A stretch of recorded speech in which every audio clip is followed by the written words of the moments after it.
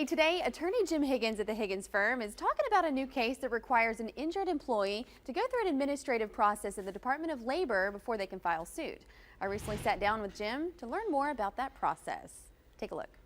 All right, Jim, so we're talking about this new employment law case, and it is going to have effect on workers' comp claims. How is that? What's the connection there? Well, this is a work comp Supreme Court case, and right now there's been a little bit of a division whether or not you have to go through the Department of Labor before you can file a workers' comp lawsuit, and this court has resolved that. And what this case says basically is there's a person that filed what we call a request for assistance with the Department of Labor. They waited and waited for a ruling, waited about 6 months, and nothing had happened, and the lawyer got tired of it, and he said, I'm just going to file a work comp lawsuit.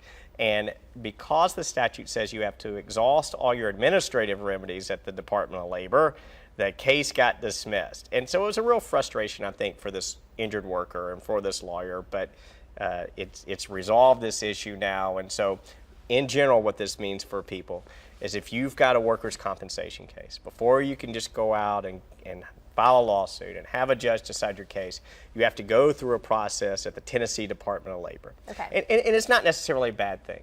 There's really some great things that the Tennessee Department of Labor does that helps we do a ton of workers' compensation cases. That's kind of my background.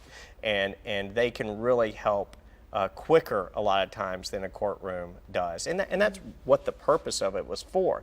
When someone's out of work, for instance, because of a work injury, and there's this dispute about it, and they're not getting their medical benefits, and they're not getting their work comp check, well, we can file something at the Department of Labor, and the purpose of doing that first is to get it quicker. Because we all know how long you hear about how long lawsuits drag on, and they take a long time. So if we can get that help from the Department of Labor quicker, we're going to do that. And right. Since this case has not only made it mandatory, the other thing it did is it kind of shed some light on some problems some people were having, that department was moving a little bit slower. And whenever it sheds the light on something like that, I think it will encourage the department to move faster for people. And I'll tell you, the one in Nashville is great.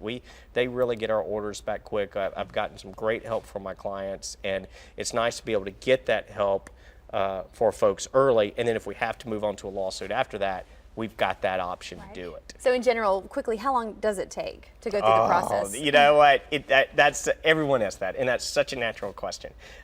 It really depends on the case. And I will tell you, the more severe injuries there are, the more catastrophic injuries are, those cases are going to take me longer. Right. And because there's more to deal with, and there's more damages there, okay? That's right. Thank you, Jim, so much. Thanks. The Higgins Firm is serving Tennessee. Give them a call at 615-353-0930 or check out higginsfirm.com.